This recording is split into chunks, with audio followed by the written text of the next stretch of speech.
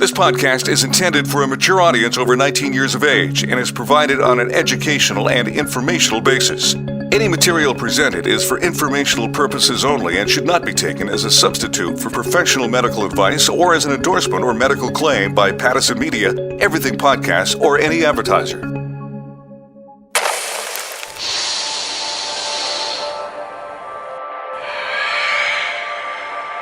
This is the Canadian Podcast. I'm Don Schaefer. Cannabis sativa is the name of the plant, and the mildest form of drug that can be prepared from it would be marijuana. Smoking the soul-destroying reefer, they find a moment's pleasure. Well, it makes me feel very nice. But at a terrible price. It also gives me a sort of peace of mind. The suppression of the use of marijuana. There's no reason a plant should be illegal. And of the forces lurking behind it. I don't need to medicate with pharmaceutical drugs that make me feel nauseous or sick. Are the most important job this department is now engaged in. It's been a long century for cannabis, a plant that few Canadians had heard of when it was banned in 1923. Hundreds of thousands of convictions later, Canada legalized cannabis in 2018. I declare the motion carried, which will legalize access to cannabis. 4 years on, prohibition feels like history, and there are pot shops in every major city. Toronto is practically drowning in them. We have an industry that is both thousands of years old and brand new at the same time. Growers and retailers are fumbling their way through new rules and standards, and users are developing new expectations. A few years ago, nobody was talking about terpenes and THC, CBD content. So, as the cannabis industry grows and changes, we need cannabis media to do the same. That's why we're launching the Canadian Podcast. The team here noticed that there is no CBC or NPR equivalent of this show, so we made one. Every month, we're going to interview big names in cannabis from inside the industry and activists on the edges. Or sometimes they're both, like in today's episode. My name's Dana Larson. I'm a longtime activist for cannabis and drug law reform. These days, I am the director of the Medicinal Mushroom Dispensary and the Coca Leaf Cafe. Dana's medicinal cannabis dispensary has been running since 2008. And we'll be talking to him about the state of legalization shortly. But like I said, this industry is both brand new and thousands of years old. So, in every episode, we're telling stories from the long history of cannabis.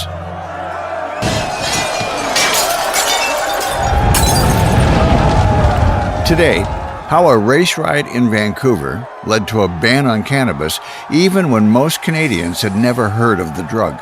They heard from local conservative politicians, people from the Asiatic Exclusion League, and at the end of the meeting, they moved into the Japanese and Chinese sections of Vancouver and beat people up, destroyed businesses.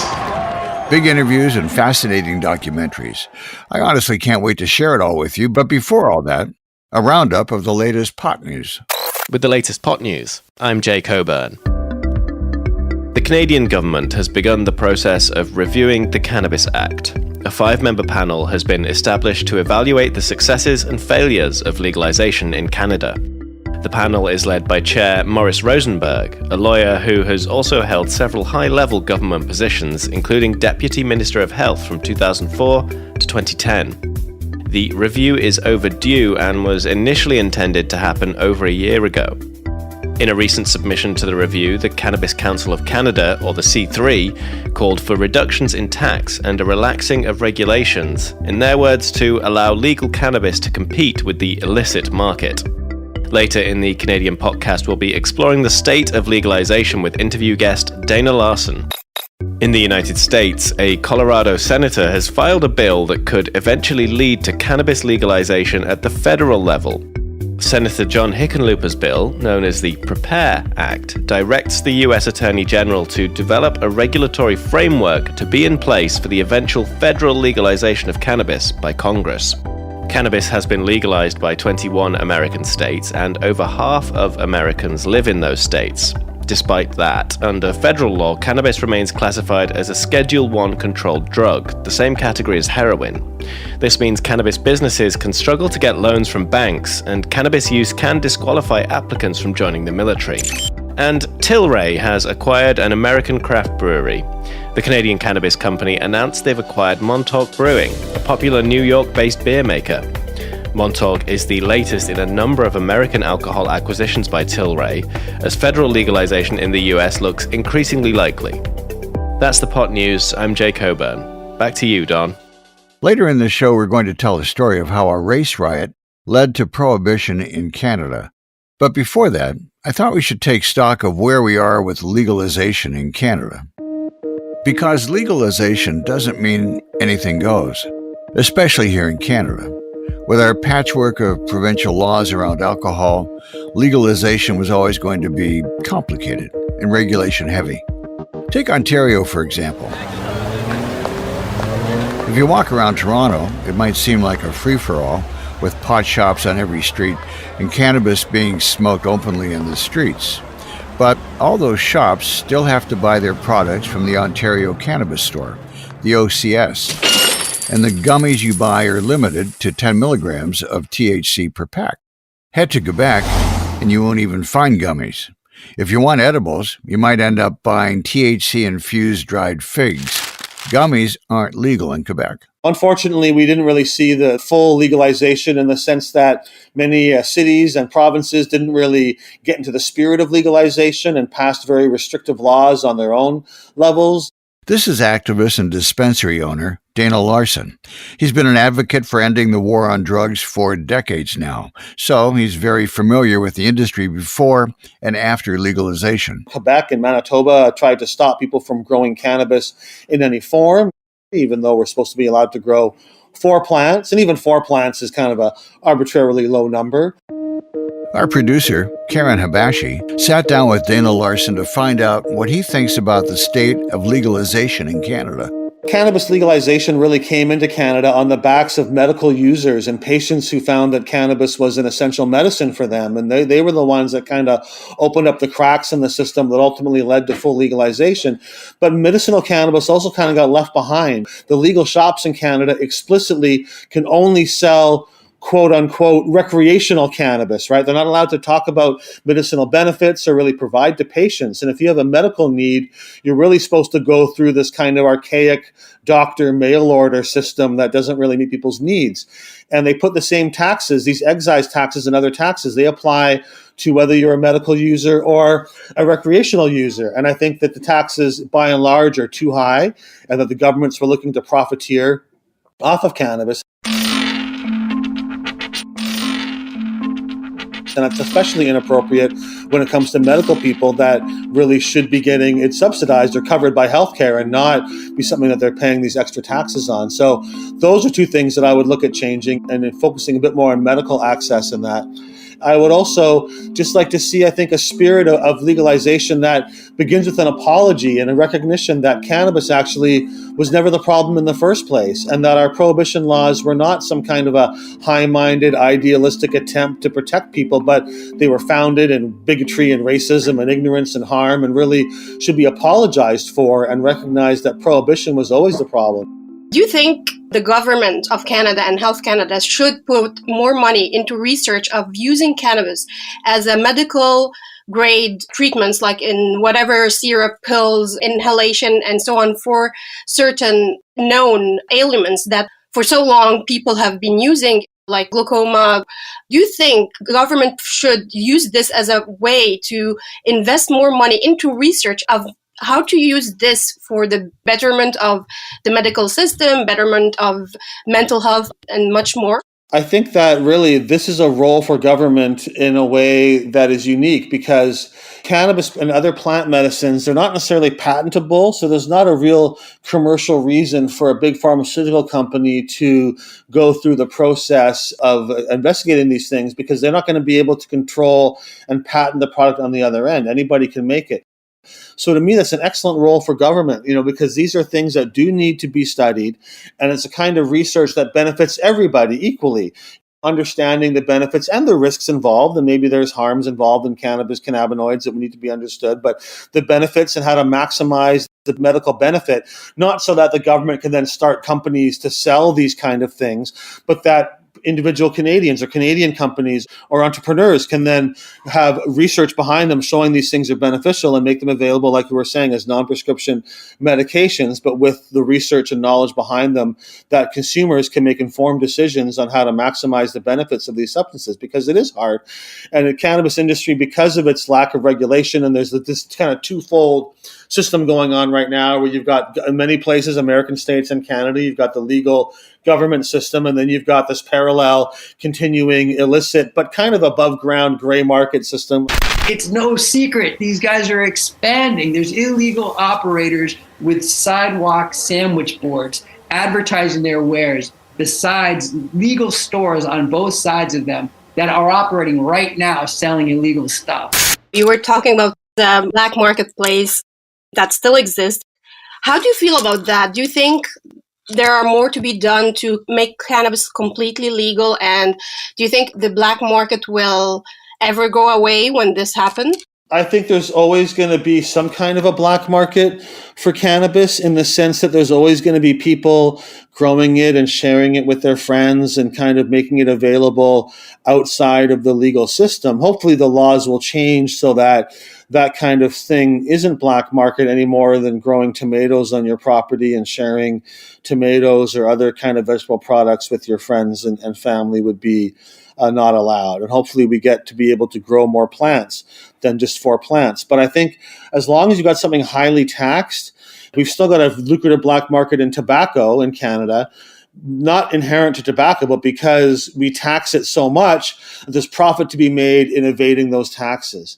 And so as long as cannabis is highly taxed and controlled, and there's profit to be made in undercutting those taxes, then that's going to continue happening.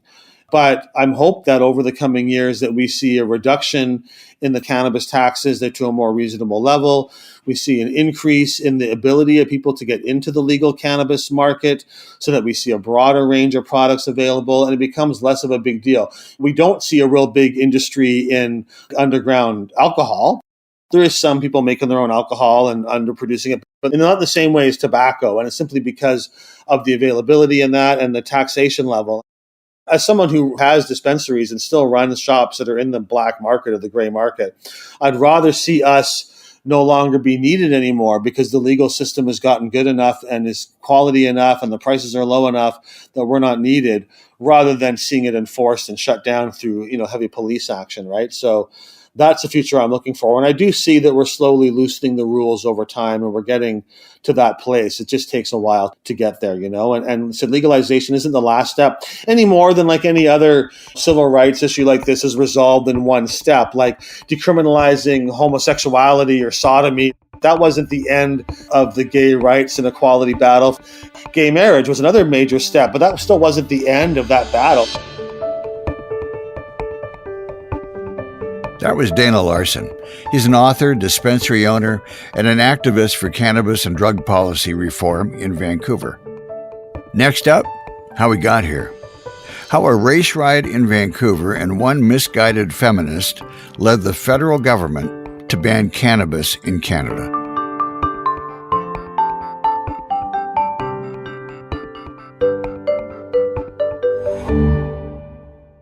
It began with a riot.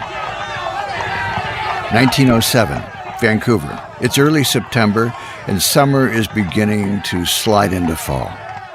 Thousands of people are gathered outside City Hall, carrying signs that say things like, "For a white Canada." The crowd is scared. If you ask them, they'd say that Asian immigrants are going to undercut their wages and seduce their women with opium. Not cannabis, though. In 1907, it was unlikely that these people had even heard of cannabis. Just a month earlier, the Asiatic Exclusion League established their Canadian wing. Their goal was simple: keep Asian people out of North America. This wasn't a niche organization. The mayor of Vancouver was a member, and their beliefs were mainstream. At their first meeting, the Liberal MP for Vancouver warned of, quote, "an invasion of Asiatics who are swarming into our country every month," end quote. Newspapers were complicit. If you look at the front pages of the Vancouver province, the first 10 years of the 20th century, you'll see racist cartoons, you'll see the talk of the yellow peril and how the bright-browed races of British Columbia are under attack. That's Neil Boyd. He was a professor of criminology at Simon Fraser University for 43 years. He's just retired, but he's here to help me tell this story. The fact that you could have these racist cartoons and constant chatter on the front pages about the yellow peril and how British Columbia was being overtaken, that suggests that it was a mainstream view. This is a direct quote from the then Premier of British Columbia, Richard McBride.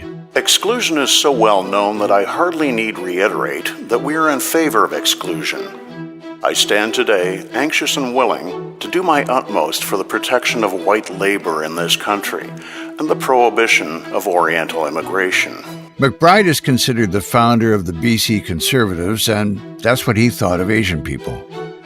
So the openly racist Asiatic Exclusion League quickly became a real political force in BC. But this wasn't just a British Columbia thing. The federal government had implemented a head tax on Chinese immigrants in 1881, and they kept raising it. At the time of the riot, it was $500, about 2 years' wages for a laborer. Anti-Asian racism had been simmering in Canada for years, enabled and even encouraged by various levels of government, and on September 7th, 1907, the kettle started to boil. Yet another boatload had arrived in Vancouver of immigrants from Asia. So we had in September of 1907 a gathering of about 10,000 people close to Main and Hastings, where Main and Hastings is today. They heard from local conservative politicians, people from the Asiatic Exclusion League, and at the end of the meeting, they moved into the Japanese and Chinese sections of Vancouver and beat people up, destroyed businesses.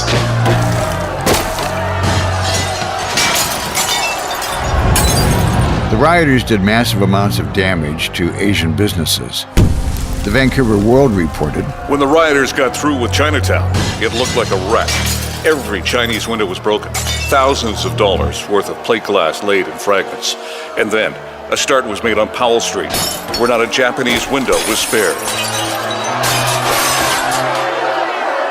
So, how do we get from a race riot in Vancouver to the prohibition of cannabis? In 1907, this was a drug that few Canadians had heard of, and even fewer had tried. What they had heard of, though, was opium. Despite the racist attitudes that were prevalent, Japan was allied with Britain, and in 1907, that meant Canada too. The Canadian government had to respond to the riot. There would be compensation for businesses affected by the riot. Investigating those compensation claims, this man. I have only one wish which I believe you will all share. When human personality will be regarded of greater concern than wealth or property or power, however great. William Mackenzie King, eventually Canada's longest-serving Prime Minister, a champion of Canadian independence. But in 1907, he was a Deputy Minister for Labour, which kind of tells you what the federal government thought about the riot. This was a labor issue. And so during the course of the claims inquiry, he had requests from 2 opium manufacturers. This surprised him a little. He said, oh, okay, well, I will certainly seek compensation. If these people are going to carry on as druggists, they should be licensed in the same way that white druggists are. 3 days later, after receiving a deputation of local Chinese clergymen and merchants interested in anti-opium legislation, he said, I think it should be made impossible to manufacture this drug anywhere in the Dominion. We will get some good out of this riot yet. So, a more blunt statement one could not ask for. King did not like opium, and he especially did not like the idea of white people smoking opium.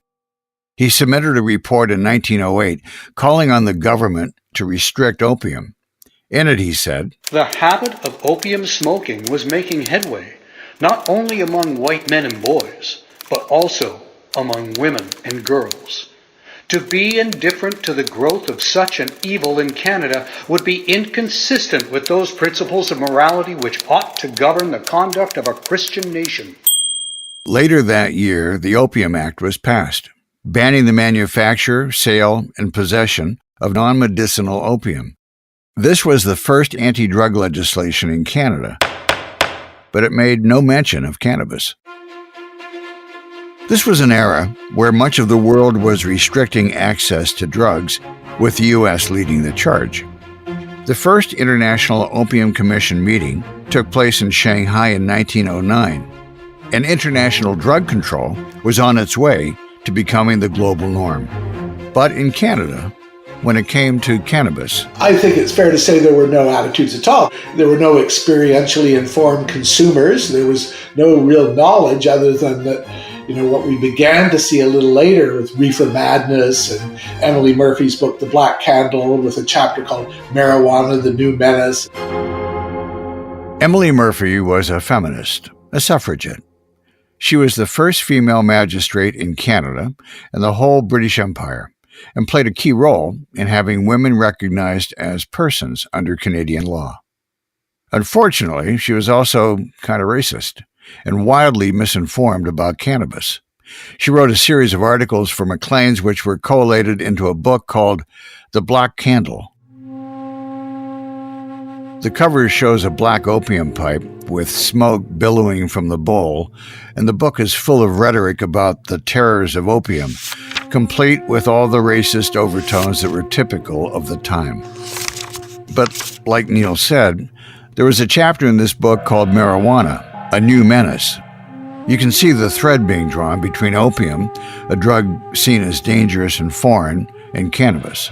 She suggested in that chapter that if you used cannabis, you would become insane and you would also be prone to violence, and anything could happen if a person used cannabis. This is all nonsense, of course, but that was the only source of information. It's pretty obvious that she never encountered cannabis herself. The chapter is mainly just her repeating wild claims from various British and American newspapers, like this one from the British journalist Hamilton Fyfe. They, the Mexicans, madden themselves with a drug called marijuana. This has strange and terrible effects. It appears to make those who swallow it do whatever is uppermost in their thoughts. Or this from the Los Angeles chief of police. While in this condition, they are liable to kill or indulge in any form of violence to other persons using the most savage methods of cruelty. None of these claims stand up to a single real-life encounter with cannabis. But Canadians at the time did not encounter cannabis. She spoke in favor of women's rights, but on this particular issue of drugs, she was horribly misinformed and was happy to participate in the burgeoning prohibition movement. It's tempting to say that cannabis prohibition in Canada was Emily Murphy's doing. And if you search for her name, you'll find her referred to as the mother of Canada's marijuana laws. But it's more complicated than that. She was riding a wave of popular opinion and taking part in a global prohibition movement. But I don't think it would be fair to say that she alone was responsible. Not at all, because that critical change occurred after the Shanghai Opium Commission in 1909, when Britain went into that commission arguing for regulation rather than criminal prohibition and essentially lost to the United States. We'll talk about prohibition in the U.S. in another episode of Podcast. But whether Emily Murphy furthered the anti-cannabis sentiment in Canada or was merely reflecting it, there are a few facts that are hard to ignore. Emily Murphy was an influential moralist and women's rights activist. She published The Black Candle in 1922. And in 1923, Canada banned cannabis. That ban, the act to prohibit the improper use of opium and other drugs, was supposed to be a consolidation of legislation already on the books, such as the 1908 Opium Act and the 1911 Opium and Drug Act, which banned cocaine. But cannabis got thrown in there too, and it seems like it was kind of an afterthought. And at that time, there was no debate in the House of Commons. The only statement that we can find in Hansard is there is a new drug in the schedule.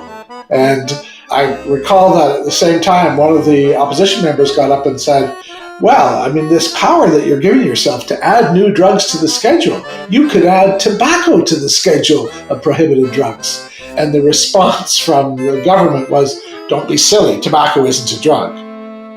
And that's how we ended up with a century of cannabis prohibition in Canada.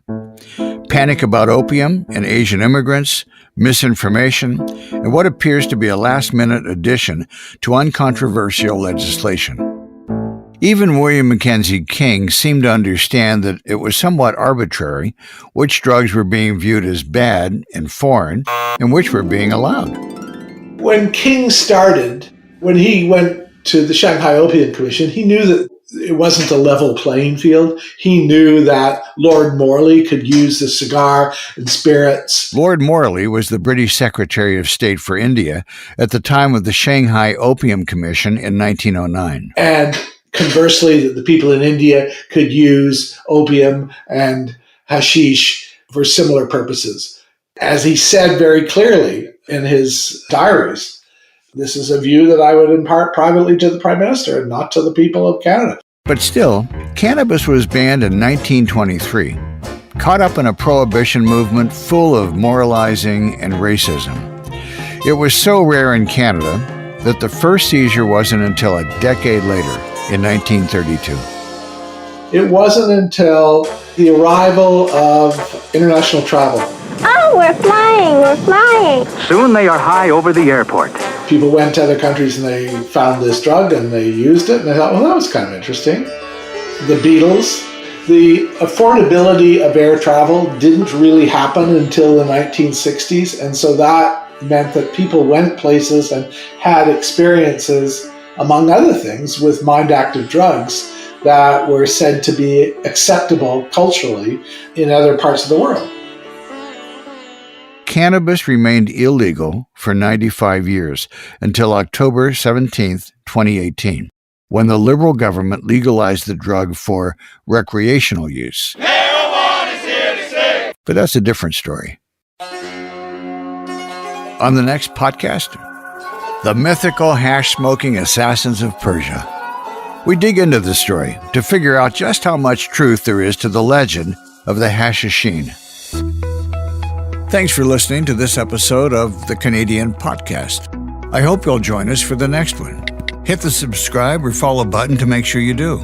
The Canadian Podcast is an Everything Podcast production in partnership with Pattison Media and sponsored by westernbuzz.ca, launching January 30th. Thanks to our creative director, Cliff Dumas, showrunner Karen Habashi, senior writer Jay Coburn, and audio producer John Massacre. I'm Don Schaefer. Another Everything Podcast production. Visit everythingpodcast.com. Subscribe wherever you get your podcast.